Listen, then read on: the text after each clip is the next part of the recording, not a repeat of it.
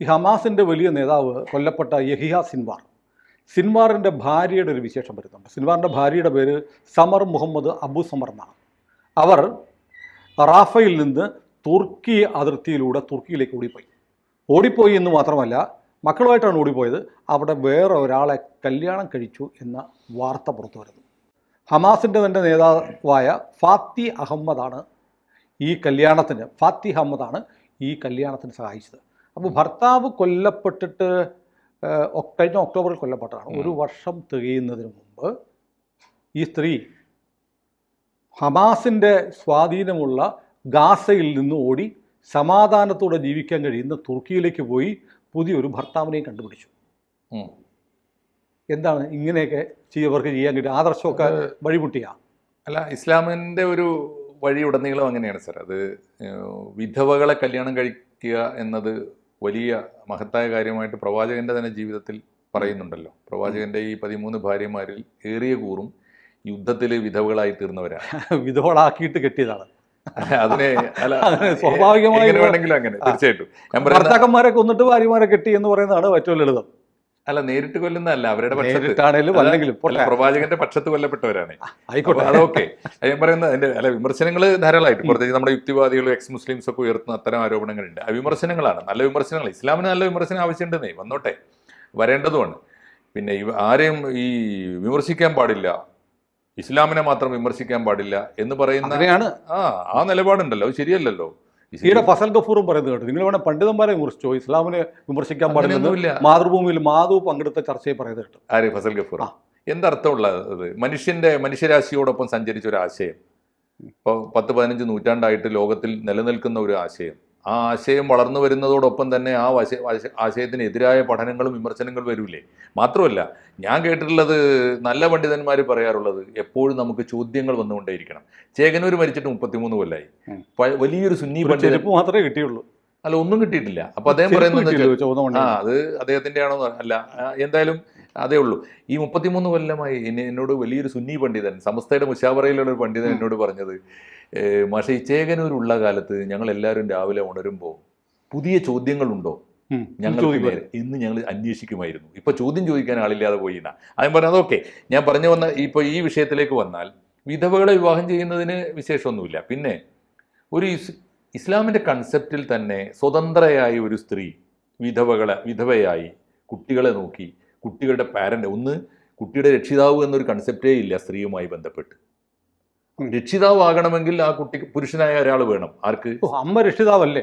രക്ഷിതാവല്ലല്ലോ, Indian നിയമത്തിൽ പോലും ഇപ്പോഴും വന്നിട്ടില്ല. അതല്ലേ സാർ പ്രധാനപ്പെട്ട പ്രശ്നം. കുഞ്ഞുങ്ങളുടെ രക്ഷിതാവല്ല ഇസ്ലാമിൽ സ്ത്രീ അല്ലല്ലോ. ഒന്നാലോചിച്ചു. ഇപ്പൊ ഞാൻ ഉദാഹരണത്തിന്, ഇപ്പൊ ഞാൻ മരിച്ചാൽ അമ്മ വെറും അമ്മ മാത്രമാണ്. ഇപ്പൊ ഉദാഹരണത്തിന്, ഞാൻ മരിച്ചാൽ എൻ്റെ കുട്ടികളെ വിവാഹം ചെയ്തു കൊടുക്കേണ്ടത്, നിക്കാഹ് ചെയ്തു കൊടുക്കേണ്ടത് ഞാനാണല്ലോ. ഞാനില്ലെങ്കിൽ ആരാണ്? പിന്നെ ആരാണ്? എന്നേക്കാൾ മുമ്പേ എൻ്റെ കുട്ടികളുടെ രക്ഷിതാവ് ആകാവുന്ന ആളാണല്ലോ അമ്മ. അതെ, അമ്മയ്ക്ക് അമ്മയ്ക്ക് റോളില്ല. പിന്നെ ചെയ്യേണ്ടത് ഒന്നുകിൽ എൻ്റെ അനിയൻ, അല്ലെങ്കിൽ എൻ്റെ മക്കളുടെ സമ്മതമുള്ള, ആരാണോ പ്രായപൂർത്തിയായി ഞാൻ എൻ്റെ മക്കൾക്ക് സമ്മതമുള്ള ഒരു രക്ഷിതാവ്, വല്യപ്പ, അതായത് എൻ്റെ ഉപ്പയോ അല്ലെങ്കിൽ ഭാര്യയുടെ ഉപ്പയോ ആണായിരിക്കണം. അമ്മാവനാകാം, ആരാകാം. ഞാൻ പറയുന്നത്, രക്ഷിതാവ് എന്ന കൺസെപ്റ്റിൽ സ്ത്രീ ഇല്ല. സാക്ഷി പറയാൻ ഒരാൾ പോരാ. സാക്ഷി പറയാൻ ഒരു പുരുഷൻ പറയുന്നതിന് പകരം 2 സ്ത്രീകൾ പറയണം എന്ന് പറഞ്ഞാൽ 50% ഉള്ളൂ വിശ്വാസ്യത. ഇത്തരത്തിലുള്ള സ്ത്രീ വിരുദ്ധമായ നിലപാടുകളുണ്ട്. അതുകൊണ്ട് ഒരു സ്ത്രീ അവരുടെ ഒരു പോരാളി, അവരുടെ കണക്കിന് പോരാളിയായ മുജാഹിദ് ആയിട്ടുള്ള ഒരാളെ, അല്ലെങ്കിൽ ഒരു തീവ്രവാദിയോ ഭീകരവാദിയോ ആയിട്ടുള്ള ഒരാൾ കൊല്ലപ്പെട്ടാൽ അവരാദ്യം അന്വേഷിക്കുന്നത് അവർക്ക് രക്ഷിതാവ് ആരാണ്. ഒരു രക്ഷിതാവിനെ ഉണ്ടാക്കാം. സ്ത്രീയെക്കാളും പ്രായം കുറഞ്ഞ ഒരു ചെറുപ്പക്കാരനെയാണ് കല്യാണം. അതൊക്കെ ആവാം തീർച്ചയായും. അതിലും ഇസ്ലാമിൽ മാതൃകയുണ്ട്. പ്രവാചകൻ 25 വയസ്സുള്ളപ്പോഴാണ് 40 വയസ്സുള്ള ഖദീജയെ കല്യാണം കഴിച്ചത്. അതിൽ ഇസ്ലാമിന്റെ മാതൃകയുണ്ട്. പിന്നെ വിധവകൾ കല്യാണം കഴിക്കാം എന്നതിന്റെ മാതൃകയുണ്ട്. പിന്നെ കാരണം എന്ന് വെച്ചാൽ വിധവകൾ രക്ഷിതാവില്ലാതെ പോകരുത്, അങ്ങനെയൊക്കെയുള്ള കൺസെപ്റ്റ് ഉണ്ട്. അതുകൊണ്ട് അതിൽ തെറ്റൊന്നും നമ്മൾ പറഞ്ഞുകൂടാ. പിന്നെ അവർ വേറൊന്നുണ്ട്, ഇദ്ദേഹത്തിന്റെ വലിയ നേതാവ് മരിക്കുമ്പോൾ തൊട്ടടുത്ത അനുയായിയാണല്ലോ പോയി ഇതിന് സഹായം ചെയ്തു കൊടുക്കുന്നത്. അദ്ദേഹത്തിന്റെ വസിയത്തും ഉണ്ടാവും ഏത് സമയത്തും. ഇപ്പോൾ തീവ്രവാദികളും ഭീകരവാദികളും ഞാൻ എപ്പോൾ കൊല്ലപ്പെട്ടാലും യുദ്ധത്തിന് പോകുമ്പോഴൊക്കെ പറയുന്നത്, ഞാൻ കൊല്ലപ്പെട്ടാൽ എൻ്റെ മക്കൾക്ക് വേണ്ടി ഇന്നത് ചെയ്യണം. അബൂബക്കർ സിദ്ദീഖ് പ്രവാചകന്റെ തൊട്ടടുത്ത അനുയായിയായിരുന്നല്ലോ. അദ്ദേഹം ഒരു അമാനത്ത് പോലെ ഏൽപ്പിച്ചതാണ് ആയിഷ എന്ന് പറയുന്ന മോളെ. അപ്പോൾ ഞാൻ പറയുന്നത് അതൊക്കെ ഇസ്ലാമിൻ്റെ ഒരു പാരമ്പര്യം തന്നെയാണ്. അതിനകത്ത് അത്ഭുതകരമായിട്ടൊന്നുമില്ല. നമ്മൾ കല്യാണത്തിന് ഒരു കൊല്ലത്തോളം കാത്തിരുന്നു. എത്രയാണ്, ഒരു കൊല്ലമായോ? ഒരു കൊല്ലമായില്ല, ഒക്ടോബറിലാണ്. ഓർക്കുന്നില്ലേ, യഹിയ സിൻവർ കെട്ടിടത്തിരിക്കുമ്പോഴത്തേക്ക് ഡ്രോൺ പറന്നു വരുന്നു, ഇയാളൊരു കമ്പെടുത്ത് ഡ്രോണിനെ അടിക്കാൻ ശ്രമിക്കുന്നതിന്റെ വീഡിയോ എനിക്ക് ഓർമ്മയുണ്ട്. പക്ഷെ അതിനിടക്ക് ഈ ഇദ്ദ പീരീഡ് എന്ന് പറഞ്ഞ ഒന്നുണ്ട് സാർ. അതെനിക്ക് തോന്നുന്നു 4 മാസമെങ്കിലും ഇരിക്കണം, അത്രേ ഉള്ളൂ, 4 മാസമുള്ളൂ. അപ്പോൾ ഏതായാലും ഒരു കൊല്ലത്തോളം ആയില്ലേ. അതുകൊണ്ട് ഒരു വർഷമാവും. അതൊക്കെ അവർ പാലിക്കുന്നുണ്ടാവും. വേറൊന്നും പാലിച്ചില്ലെങ്കിലും ഇസ്ലാമിന്റെ കർമ്മശാസ്ത്രമൊക്കെ അവർ കൃത്യമായിട്ട്. പക്ഷെ ഞാൻ പെട്ടെന്ന് ഓർക്കുന്നത്, ഈ ഹമാസിന്റെ ആളുകൾ സാധാരണ ഭടന്മാർ ഇങ്ങനെ ഇസ്രായേലിലൂടെ ഏറ്റുമുട്ടി മരിച്ചു വീണുകൊണ്ടിരിക്കുകയാണ്. സിൻവാർ വളരെ സുരക്ഷിതമായി ഒരു തുരങ്കത്തിലാണ് കഴിഞ്ഞത്. സിൻവാറിനെ സംബന്ധിച്ച് ഇസ്രായേലിന്റെ ഏറ്റവും വലിയ നോട്ടപ്പുള്ളിയായിരുന്നു. ഒക്ടോബർ 7 ആസൂത്രകൻ ഇയാളായിരുന്നു. ഇസ്രായേലിൽ കയറി നടത്തിയ കൂട്ടക്കൊല ഹനയ്യ പോലും അറിയാതെ സിൻവാർ ഓപ്പറേറ്റ് ചെയ്താണെന്നാണ് പറയപ്പെടുന്നത്. ഹനയ്യ ഇറാനിൽ വെച്ച്, ഇസ്മായിൽ ഹനിയ ഇറാനിൽ വെച്ച് കൊല്ലപ്പെട്ടു. അയാൾ പോലും അറിയാതെ സിൻവാറിന്റെ സ്വന്തം ബ്രെയിനിലുണ്ടായ അറ്റാക്കായിരുന്നു ഇസ്രായേലിൽ കയറിയുള്ള ആ തീവ്രവാദി ആക്രമണം എന്നാണ് ഇതുവരെ പുറത്തു വന്ന വിവരങ്ങൾ. അവിടെ അങ്ങനെ ഈ തുരങ്കത്തിൽ കഴിയുമ്പോൾ ഈ ഹനിയയും യഹിയ സിൻവറും സമർ മുഹമ്മദ് അബു സമർ എന്ന് പറഞ്ഞ ഇയാളുടെ ഭാര്യയും കൂടെ തുരങ്കത്തിലൂടെ സഞ്ചരിക്കുന്ന ഒരു വീഡിയോ പുറത്തു വന്നിരുന്നു. ആ വീഡിയോയിൽ ഇവരുടെ പക്കൽ ഒരു ബാഗ് ഉണ്ടായിരുന്നു. ആ ബാഗ് ലോകത്തിലെ ഏറ്റവും വില കൂടിയ ഒരു ലെതർ ബാഗായിരുന്നു. ഹെർമിസ് ബിർക്കിൻറെ എന്ന് പറയുന്ന ലെതർ ബാഗ്. അതിൻ്റെ ഏറ്റവും കുറഞ്ഞ വില $3200 എന്ന് പറഞ്ഞ് 26,60,000 രൂപ, ഏറ്റവും കുറഞ്ഞ ഗ്രേഡ്. ഇത് പക്ഷേ ഏറ്റവും മുന്തിയതാണ്. 35 ലക്ഷം രൂപ വില വരുന്ന ഹാൻഡ് ബാഗാണ് ഈ സ്ത്രീയുടെ കയ്യിൽ തുരങ്കത്തിൽ കഴിയുമ്പോഴും ഉണ്ടായിരുന്നത് എന്ന് അന്ന് തന്നെ മാധ്യമങ്ങളിലൊക്കെ ചിത്രങ്ങൾ സഹിതം വന്നിരുന്നു. സാറിന് ഈ ഭീകരവാദികളുടെ ഒരു ജീവിതവും അവരുടെ വരുമാനത്തെക്കുറിച്ച് ഒരു ധാരണയില്ലാഞ്ഞിട്ടാ. ഭൂമിയിൽ ഏറ്റവും കൂടുതൽ വരുമാനം കിട്ടുന്ന ആർക്കാണ് സാർ? ഞാൻ കണ്ടെടുത്തോളം, ഞാൻ ഒസാമ ബിൻ ലാദന്റെ ജീവചരിത്രം കളക്ട് ചെയ്യാൻ ഒരുപാട് ശ്രമിച്ച ഒരാളാണ്. ഭൂമിയിൽ മരണം വരെ ഏറ്റവും ലേറ്റസ്റ്റ് ആയിട്ടുള്ള അത്യന്താധുനിക സൗകര്യങ്ങളോടെ ജീവിച്ച ഒരാൾ. സൗകര്യങ്ങൾ എന്ന് പറഞ്ഞത് വേണമെങ്കിൽ സുഖലോലുപത എന്ന് പറഞ്ഞുകൂടാ. സാറ്റലൈറ്റ് ഫോൺ ഭൂമിയിൽ ആവശ്യം. ഞാൻ പറയുന്നത് ട്രേസ് ചെയ്യുന്നുള്ളതുകൊണ്ട് സിം ട്രേസ് ചെയ്യുന്നുള്ള സാറ്റലൈറ്റ് ഫോൺ ഉപയോഗിക്കുന്നത് സ്വാഭാവികമാണ്. ഇവർക്ക് എല്ലാ സൗകര്യങ്ങളും. അതിന് കാര്യം എന്താണെന്ന് വെച്ചാൽ തുരങ്കത്തിൽ കഴിയുമ്പോൾ 35 ലക്ഷം രൂപ ബാഗ് വേണം. അത് എത്തുകയാണ് സാർ, ഒഴുകിയെത്തുകയാണ്.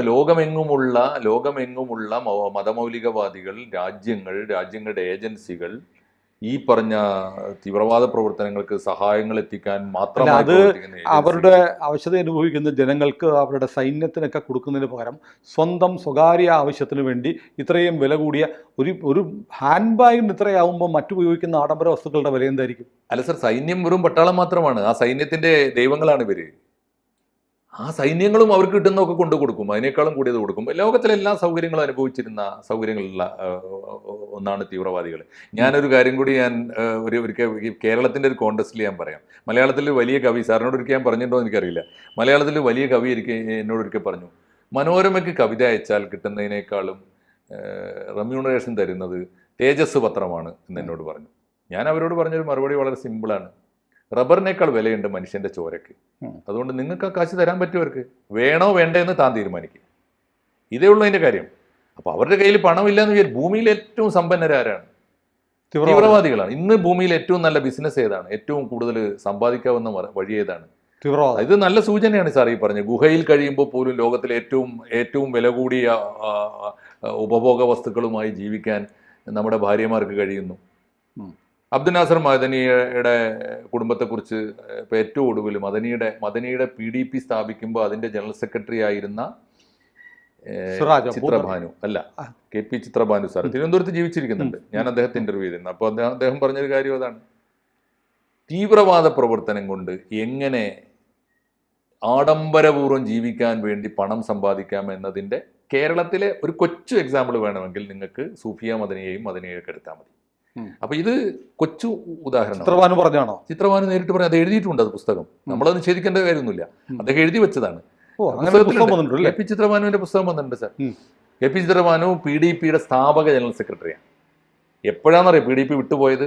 ഒരു രാത്രിയിൽ അദ്ദേഹം മദനിയുടെ മുറിയിൽ അന്തി ഉറങ്ങാനിടയായപ്പോൾ ഒരു ഫോൺ വരികയാണ്.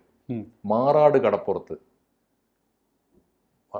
പുറംകടലിൽ ഒരു കപ്പൽ വന്നിട്ടുണ്ട്, ഉസ്താദ് ആവശ്യപ്പെട്ടതെല്ലാം അതിലുണ്ട്, അത് സ്വീകരിക്കാൻ ഏർപ്പാട് ചെയ്യണമെന്ന് പറഞ്ഞതാണ്. അന്ന് ഇദ്ദേഹത്തിന് ബോധ്യപ്പെട്ടു, ഈ കണ്ടതൊന്നുമല്ല കാല് മുറിഞ്ഞ ഒരു പാവമൊന്നുമല്ല. ഇദ്ദേഹത്തിന് വിദേശ ബന്ധങ്ങളുണ്ട്, ആയുധങ്ങൾ ഉൾപ്പെടെ മാറാട് കടപ്പുറത്തേക്ക് എത്തുന്നുണ്ട്. അതിൽ പോലും ഇദ്ദേഹത്തിന് പങ്കുണ്ടെന്ന് മനസ്സിലാക്കിയപ്പോഴേ നിർത്തിയത്. ഞാൻ പറയുന്നത് ഭീകരവാദിയുടെ ആഗോള ബന്ധം ചിത്രവാദിന്റെ പുസ്തകത്തിലുണ്ട്. പുസ്തകത്തിലുണ്ട്. ആ പുസ്തകം ചർച്ച ചെയ്യേണ്ടതാണ്. ആ പുസ്തകം ഞാൻ ഒന്ന് അയച്ചു തരാൻ പറയാം. വേണമെങ്കിൽ അദ്ദേഹത്തെ തന്നെ, അത് വലിയ ആരോഗ്യ പ്രശ്നങ്ങളൊക്കെ ഉണ്ട്, പ്രായം കുറേ ഉണ്ട്.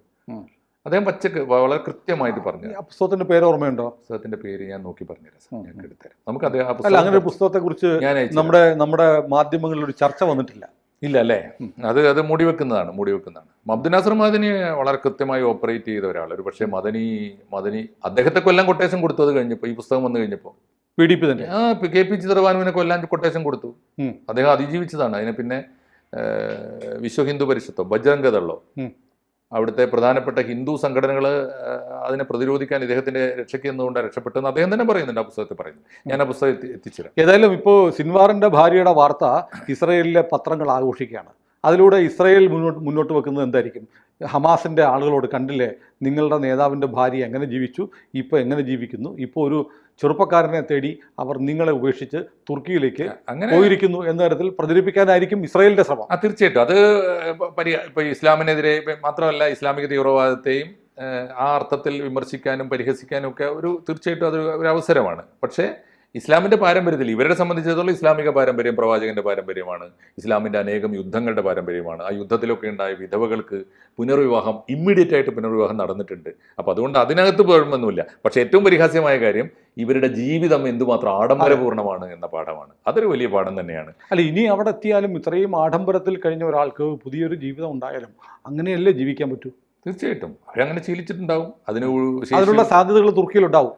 ഉണ്ടാവുമായിരിക്കും. അത്തരക്കാരായിരിക്കുമല്ലോ ഇത്തരം സ്ത്രീകളൊക്കെ. പിന്നെ വേറൊരു കാര്യം അറിയാലോ സാർ, അറബ് രാജ്യങ്ങളിലേക്ക് പരസ്പരം ആളുകൾ നാട് വിട്ടു പോകുന്നത് പോലും കല്യാണം കഴിക്കാൻ.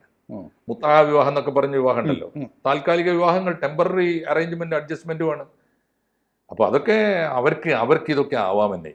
എന്തുകൊണ്ടാണ് ഭാരതീയ സംസ്കാരം ഒരുപാട് കാര്യങ്ങളിൽ ഈ പഴയ ഏതോ കാലത്തെ ഭാരതത്തിൽ ജാതീയത നിലനിന്നിരുന്നു, പല നാടുകളിലും ഇപ്പോഴും നിലനിൽക്കുന്നുണ്ട് എന്നതൊഴിച്ചാൽ ഭാരതീയ സംസ്കാരത്തിൻ്റെ ഒരു ധാർമ്മികത എപ്പോഴും ലോകത്തിന് ഗുരുവായിത്തീരുന്നതും ഉയർന്നു നിൽക്കുന്നത് എന്തുകൊണ്ടാണ്?